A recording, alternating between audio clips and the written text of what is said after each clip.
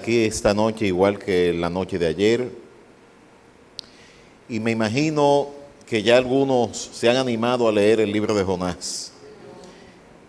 Si no lo han hecho, están en falta. Hay que bajarle algunas rayitas entonces, porque es un libro tan corto que usted debió haberlo leído ya por lo menos más de una vez.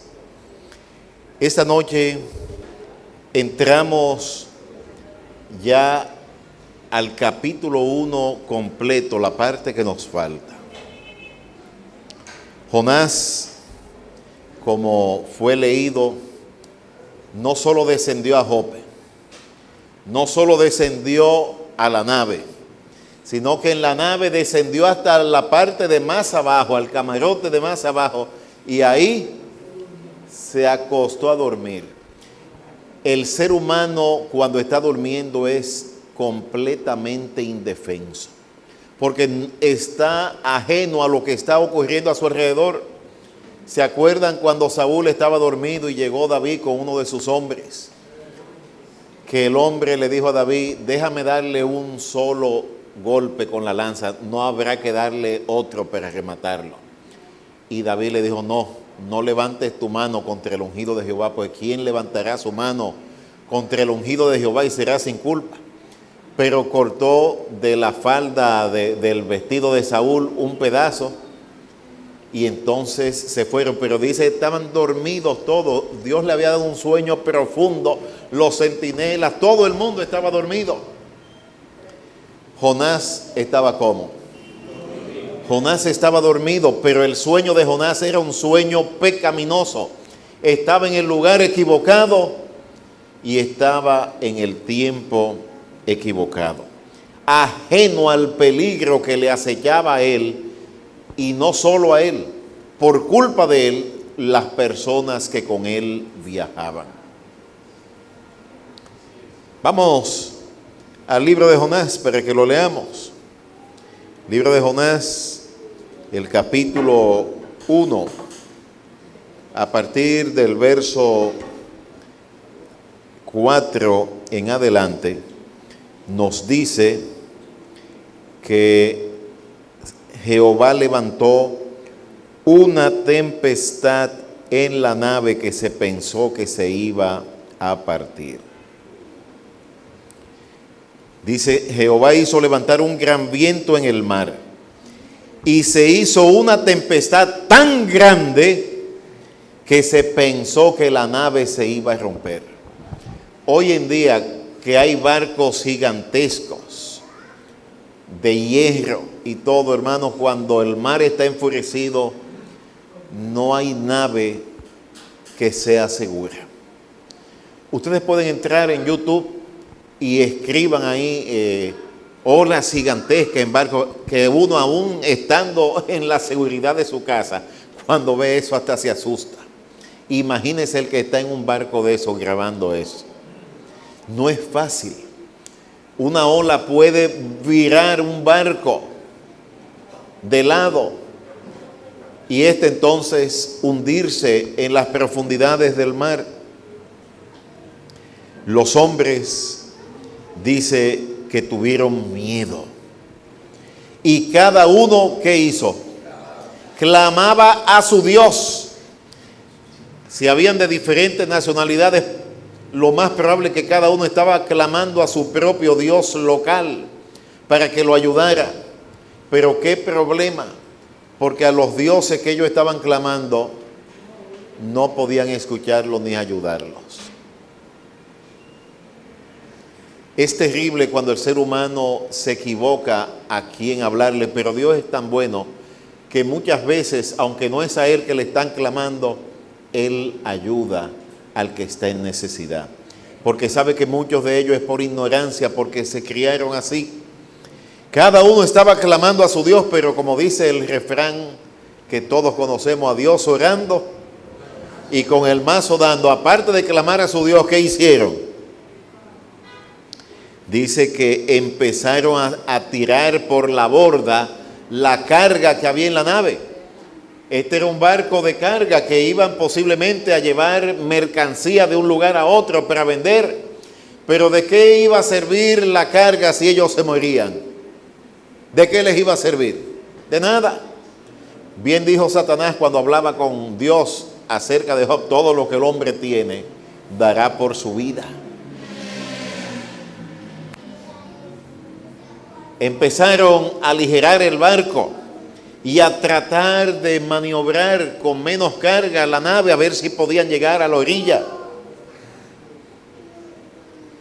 Y entonces el texto nos dice: pero Jonás había bajado a los lados del buque y se había echado a dormir. Hasta donde este hombre que antes había servido a Dios había descendido. Estaba ajeno a todo lo que estaba pasando. Y déjeme decirle que hay personas que usted le puede poner una fiesta en la casa y después que se duerme nadie lo despierta. Hay un hermano mío que ya falleció, que teníamos que salir y le estamos dando por la cara. Y pensando que era que se estaba haciendo, cogimos un molde de hielo y se lo pusimos en el pecho. Ni se dio por enterado. Como si estuviera muerto. Hay gente que cuando se duerme literalmente está como muerto. Y así estaba Jonás. Mientras que estos marineros paganos estaban cada uno clamando a su Dios y luchando por evitar que la nave se hundiera, el culpable de aquella tormenta estaba ¿cómo? Estaba dormido. Quiero decirle que hay mucha gente dormida, no solo en la iglesia, en el mundo, ajenos a la tormenta que se avecina. Hay una tormenta que se avecina que ha de sacudir este mundo pronto. Y muchos están dormidos en los laureles. Hay tormentas que no son provocadas por los cambios de la naturaleza, son enviadas por el mismo Dios, como fue esta. Si ustedes han leído el libro de Jonás en esta semana, del sábado para acá, notan que Dios interviene de forma activa. Levanta una tormenta, hace que una planta crezca de la noche a la mañana, envía un gusano que la seca de la noche a la mañana. Dios todavía sigue actuando aún, hermanos. El brazo de Dios no se ha cortado para salvar. El Señor, mientras Jonás dormía, Dios no estaba dormido, porque dice el Salmo 121, verso 4, he aquí que no se dormirá, ni aún cabeceará el que guarda a Israel. Jehová es tu sombra, tu mano derecha. El sol no te fatigará de día, ni la luna de noche. Jehová te guardará de todo mal. Él guardará tu alma, guardará tu salida y tu entrada desde ahora y para siempre. Amén. El Dios en el que creemos tiene cuidado de sus hijos. Y como decíamos el sábado, aunque Jonás había desobedecido a Dios, Dios no lo había abandonado. Dios no nos abandona cuando pecamos. Si hay esperanza de salvarnos, Dios está todavía detrás de nosotros. Cuando Adán pecó, que se escondió junto con su esposa al escuchar que Dios venía a visitarlo, ¿cuál fue la pregunta que Dios le hizo? ¿Dónde estás tú? Yo una vez estaba leyendo un comentario que hasta me dio risa de una gente incrédula acerca de eso. Y oiga lo que la persona dijo. Dice, ahí se ve que Dios no es omnisapiente porque Él no sabía dónde estaba Adán. A mí me dio una risa. Y yo me imagino que Dios en el cielo se ríe cuando ve cosas así. De la ignorancia de las personas. ¿Ustedes creen que Dios le preguntó a Adán dónde estás tú porque Él no sabía? Claro que no. Ahora lo interesante es cómo los animales y la materia inanimada, los vientos, el sol, la lluvia, obedecen a Dios, mientras que nosotros que tenemos raciocinio, que fuimos creados a la imagen y semejanza de Dios, somos tan desobedientes. ¿Qué pensarán los ángeles de gente como nosotros, necesitadas del favor de Dios y que vivimos desobedeciéndolo para perjuicio nuestro? Porque todo el que desobedece es en su contra que está actuando. Jonás estaba dormido. Si a Jonás alguien le hubiera dicho un año atrás que un capitán pagano de un barco lo iba a despertar para que él orara a su Dios, él se hubiera hasta reído de eso. Pero precisamente eso fue lo que ocurrió, porque el capitán se dio cuenta que entre todos los pasajeros le faltaba uno y andaba buscando a ver dónde estaba, y encuentra a Jonás como dormido y le dice: ¿qué tienes, dormilón? Levántate y clama a tu Dios.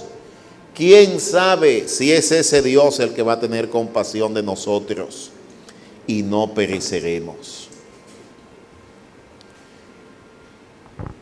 Y en el mundo antiguo, cuando ocurrían cosas así, la gente siempre se preguntaba: ¿pero por quién fue que vino esto? Así que los marineros dijeron: vamos a echar suerte a ver por culpa de quién, de lo que está en esta nave, fue que surgió esta tempestad, porque el día estaba muy claro, todo estaba, no había fenómeno atmosférico que indicara que una tormenta iba a surgir. Y echaron suerte. Yo no sé cómo lo hicieron, si fue con dado, con qué lo hicieron. La cosa es que Dios dirigió eso para que la culpa le cayera ¿a quién? A Jonás. E inmediatamente fue como una ametralladora de preguntas. Dice: dinos, ¿qué oficio tienes? ¿De dónde vienes? ¿Cuál es tu tierra? ¿De qué pueblo eres? Y Jonás les dijo: yo soy hebreo, temo a Jehová, el Dios que hizo el cielo, la tierra y el mar. Y cuando él dijo eso, dice que aquellos hombres temieron sobremanera y le dijeron: ¿por qué has hecho esto? Porque él les tuvo que decir que él estaba huyendo de Dios. Pero qué locura, huir del Dios que hizo el cielo y la tierra. ¿Cómo usted puede escapar de ese Dios? ¿A dónde usted se va a meter que ese Dios no lo encuentre? Recuérdense, cuando Dios sacó al pueblo de Israel de Egipto y ya ellos estaban en la tierra prometida, habían transcurrido 3 siglos. Cuando los filisteos en una batalla tomaron el arca, ¿se acuerdan? ¿En tiempo de quién fue eso? ¿En tiempo de quién? De Elí y Samuel, que era un muchachito. El arca fue tomada y los filisteos pensaban que habían vencido al Dios de los hebreos. Pero ¿qué empezó a ocurrir en la tierra de los filisteos? ¿Qué empezó a ocurrir? ¿Qué empezó a ocurrir? La gente empezó a enfermarse y a morirse. Y entonces decían: eso es por causa del arca de Jehová que ha venido aquí. Y la mandaban de una ciudad a otra, y cuando llegaba el arca todo el mundo decía: pero fue que nos mandaron eso para matarnos. Y entonces consultaron ¿con quiénes? Con los adivinos de ellos. ¿Y qué dijeron los adivinos? Devuélvanla. Acuérdense lo que Jehová le hizo ¿a quién? A Faraón en Egipto. Y habían transcurrido ¿cuántos siglos? 3 siglos, 300 años. Lo que Dios hizo con el país más poderoso del mundo en aquel entonces, eso quedó en la conciencia de todos los pueblos aledaños. Eso nunca se le olvidó a nadie. Cuando Jonás dijo que él era hebreo y que temía a Jehová, los hombres que estaban en ese barco, ¿qué dice que hicieron? Temieron en gran manera, porque nadie que se metía con Jehová salía bien. ¿Por qué has hecho esto?, le dicen. ¿Cómo tú haces eso con Jehová? Mira ahora el problema en el que nos has metido. Y le preguntaron: ¿qué haremos para que se calme esta tempestad? Y entonces Jonás les dijo: tómenme, échenme al mar y el mar se va a quietar. Yo les dije al inicio que Jonás no hacía nada a medias, o cuando estaba haciendo lo mal hecho lo hacía completo, pero cuando también tenía que tomar una decisión como esta, no se anduvo con medias tintas. Dijo: yo soy el culpable, échenme al agua y el mar se les va a quietar. Jonás sabía que por culpa de él, la vida de todos estos marineros y de todos los pasajeros del barco estaba en peligro. Y ahora estuvo dispuesto a ser sacrificado para que ellos pudieran salvarse. Ahora, ¿piensan ustedes que estos hombres lo echaron de una vez? Si hubieran sido adventistas, lo hubieran echado, sí. Lo hubieran borrado de una vez. Pero dice la Biblia que ellos, verso 13, trabajaron arduamente para volver la nave a tierra, pero no pudieron porque el mar iba embraveciéndose más y más en contra de ellos. ¡Qué problema! Aquí tienen a un profeta de Jehová que les dice que lo echen al agua para que el mar se les aquiete. Y posiblemente ellos habían escuchado historia de cuando alguien vino a buscar al profeta Elías, porque Jonás y Elías eran contemporáneos, y cómo éste había hecho descender fuego del cielo, y tenían temor de ponerle la mano a un siervo de Jehová, porque entonces se la iban a tener que ver ellos ¿con quién? Con Jehová. Y por primera vez estos hombres elevaron una oración al Dios verdadero. Verso número 14. Y aquí empieza el primer arrepentimiento, que en cada capítulo del libro de Jonás hay uno, por lo menos. En algunos capítulos hay más de uno. Entonces clamaron a Jehová. ¿Quiénes clamaron a Jehová? Los marineros. Y le dijeron: oh Jehová, te rogamos que no perezcamos por la vida de este hombre, ni nos tomes en cuenta la sangre inocente, porque tú, Jehová, has hecho como tú has querido. Nosotros intentamos llevarlo a tierra y deshacernos de él ahí para que no le pasara nada, pero tú nos lo has impedido. No nos toma en cuenta, porque para la mente de estos hombres echar a Jonás al agua era ¿qué cosa? Que él iba a morir. Y mis hermanos, echaron a Jonás al mar y el mar se aquietó de su furia. No se engranujen ustedes al escuchar eso. Usted se imagina que usted hubiera estado en esa nave y ese barco movido de aquí para allá, y de repente cuando el hombre que dice que lo echen al agua cae en el agua, inmediatamente se aquieta la tempestad. ¿Qué hubiera hecho usted? Y aquí ocurrió una conversión, porque estos hombres dice que temieron a Jehová con gran temor y le ofrecieron sacrificios ¿a quién? A Jehová, e hicieron votos. Mis hermanos, Dios es el único que de algo malo puede sacar algo bueno. Del pecado de Adán y de Eva, Dios ha de convertir a este planeta en el centro del universo. Este planeta pequeño donde el pecado hizo estragos, se convertirá en el lugar donde todos los habitantes de otros planetas vendrán a conocer cómo fue que Dios nos salvó. Como dice un himno: viajaremos por los mundos donde el pecado no entró.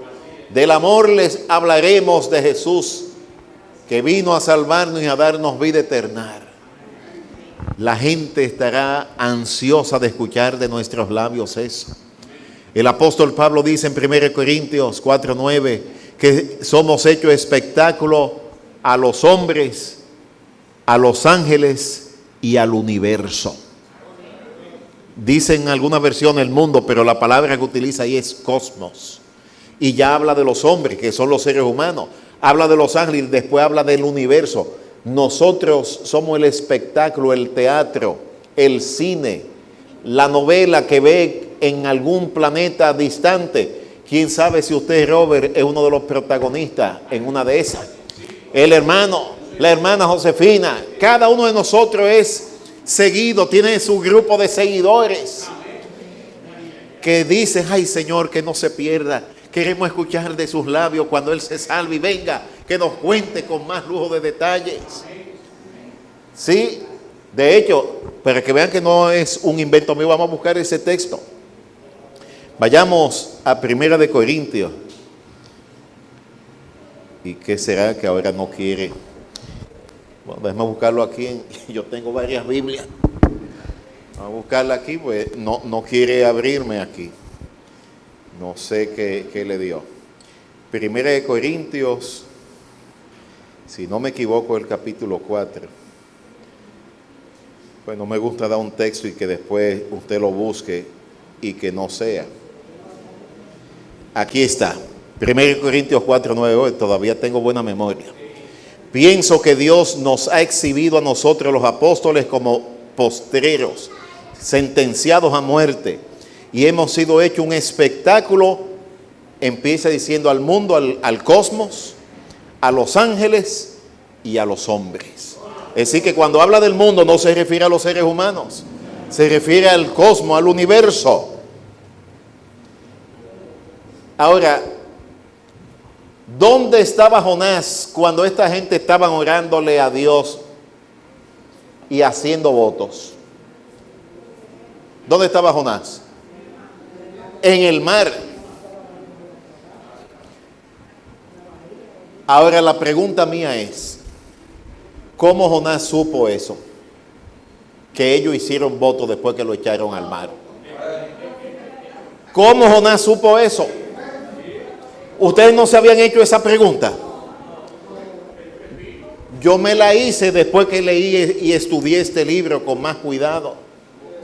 Dígame a ver, ¿qué idea le surge? ¿Cómo fue que él se enteró que después que lo echaron al mar se aquietó el mar y que esta gente temieron a Dios y se convirtieron a Dios, hicieron promesa de servir al Dios verdadero? ¿Cómo piensan ustedes que ocurrió eso? ¿Perdón? ¿Pero quién se encontró? Gloria, eso no se lo reveló carne ni sangre, así mismo es. De repente, uno de ellos vio a Jonás, pero no podía creer que fuera Jonás, porque para ellos Jonás, ¿cómo estaba? Muerto. Y dice, escúcheme, don, usted no tenía un hermano que una vez salió de Jope a Tarsis a un viaje y que jamás se volvió a saber de él. No, yo no tengo hermano. No, pero es que usted es idéntico como una gota de agua. Pero ese hombre lo echamos al mar, mire, y se aquietó el mar. Y Jonás le dice, pero tú eras de los que iban.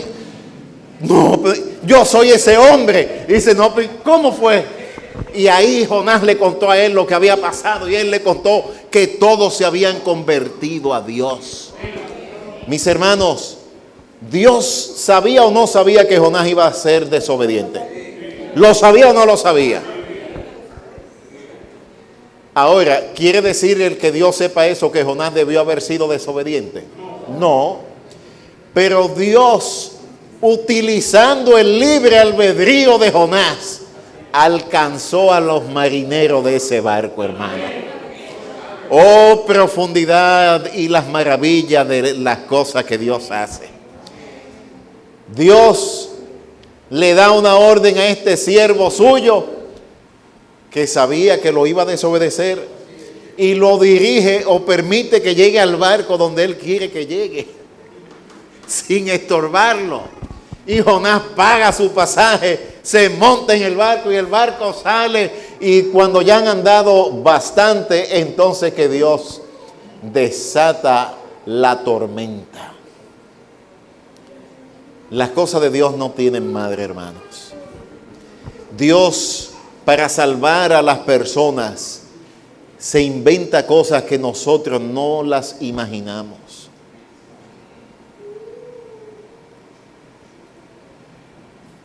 Dios te trajo a ti de las tinieblas a su luz admirable para salvar a tu familia. Esa es una promesa que hay en la palabra. Cree en el Señor Jesucristo y te salvarás tú y tu casa. Cuando dice tú y tu casa, se refiere a la familia. Aquellos que hemos aceptado al Señor, debemos orar a Dios para que esa promesa se cumpla en nosotros. Pero el orar esto implica una responsabilidad, porque si usted le va a pedir a Dios que salve a su familia, eso quiere decir que usted debe ser un ejemplo en su casa. Que su papá y su mamá, si usted es hijo, se den cuenta que para usted Dios está en el primer, el mejor y el último lugar de su vida. Que si usted es esposo o esposa, que su cónyuge se dé cuenta que para usted Dios es el primero, el mejor y el último. Dios salvó a toda la tripulación de ese barco, hermanos, a pesar de la desobediencia de Jonás. Dios puede transformar algo malo en algo bueno. Ahora, como dijo Pablo, ¿pecaremos para que abunde la gracia? De ninguna manera. De ninguna manera. Pablo decía, cuando sobreabundó el pecado, entonces sobreabundó la gracia. Entonces él mismo pregunta y dice, entonces porque Dios hace eso, vamos a pecar para que abunde la gracia. Y dice, no, lejos esté de nosotros hacer tal cosa. Los que hemos sido llamados por Dios, debemos aprender a obedecer a Dios inmediatamente y hacer lo que Dios nos pide. Porque no siempre puede el Señor de algo malo sacar algo bueno. Pero si se puede lograr, Él lo hace. Ahí habían hombres que aunque no lo adoraban, cuando se vieran ante la muerte, iban a darse cuenta que hay un solo Dios verdadero, que controla los poderes de la naturaleza. Y ellos lo pudieron ver, nadie se lo contó. Cuando echaron a aquel hombre que decía, desde que yo caiga al agua, el mar se le va a quitar, y cuando eso ocurrió, se dieron cuenta que Jehová es el único Dios verdadero, el creador del cielo y de la tierra, y de todo lo que en ellos hay, el que nos hizo y no nosotros a nosotros mismos. Hermanos queridos, Jonás desobedeció, y sin embargo esa desobediencia empezó una acción en cadena que se convirtió en la salvación de un grupo de paganos. Y en cada capítulo vamos a ver que hay una conversión. Esta noche vamos a dejarlo hasta aquí. No queremos enviarlo tarde a sus casas. Pero bástenos saber que donde quiera que haya un Jonás en un barco, se va a levantar una tormenta. Porque nadie puede escapar de Dios. Cuando Dios quiere que usted vaya a Nínive, usted no va a llegar a Tarsis aunque haya pagado su pasaje. No importa lo que usted haga, Dios tiene la última palabra. El hombre puede disponer que va a hacer una cosa, pero Dios es que determina si eso ocurre o no.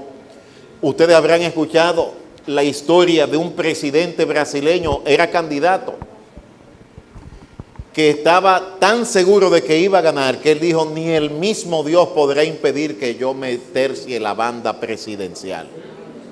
Y ganó las elecciones, pero murió unos días antes de que lo proclamaran presidente. Yo no voy a decir que fue Dios que lo mató, porque Dios no actúa así. Pero hay que ser muy cuidadosos en nuestra presunción de lo que podemos o no podemos hacer. Nadie puede disponer ni de un minuto de su vida. Esta noche, al finalizar, alguien me ha pedido que tenga una oración. Va a viajar mañana. Es nuestra hermana Josefina que viaja mañana. No, no es usted, hay otra Josefina aquí. Hay otra Josefina aquí.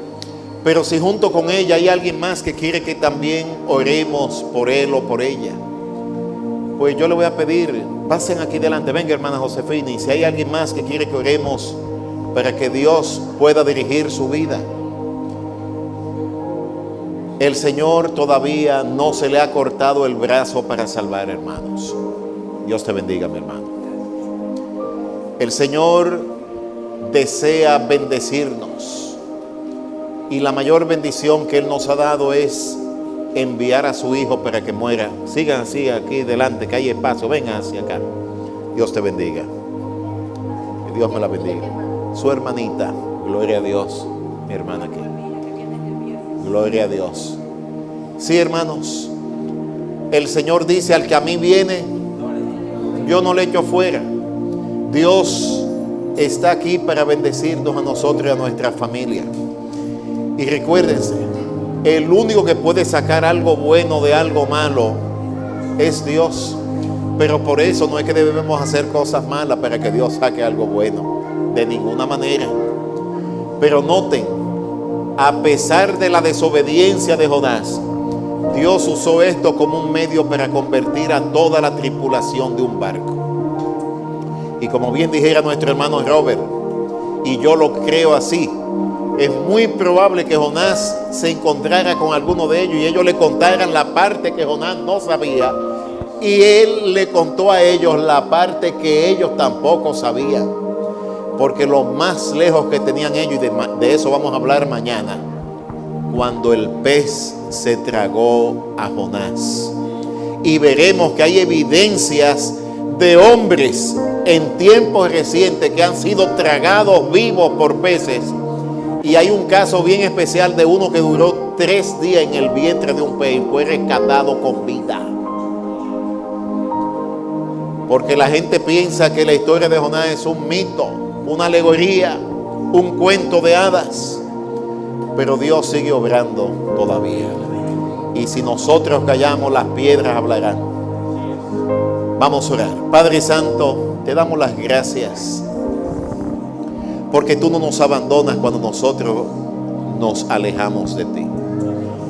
Tú no abandonaste a Jonás a su suerte y no permitiste que él pereciera en su pecado.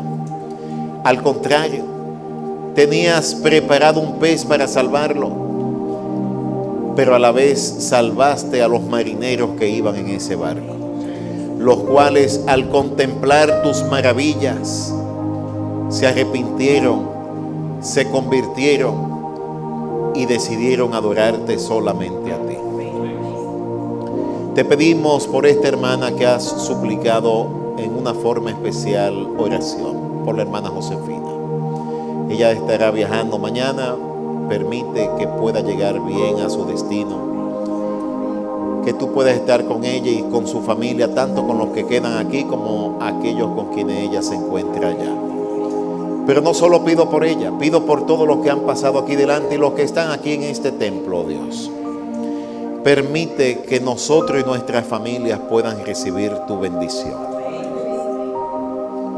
Ayúdanos a ser obedientes a ti. Porque siendo obedientes a ti, tú puedes obrar con más poder todavía. Danos la victoria en Jesús. Tráenos de vuelta mañana para continuar aprendiendo de este libro tan interesante del profeta Jonás. Un hombre que no hacía nada a medias. Mañana veremos cómo tú le salvaste la vida en medio de ese mar que estaba embravecido. Te damos las gracias por habernos traído aquí esta noche. En el nombre de Jesús. Amén. Es hora de volver.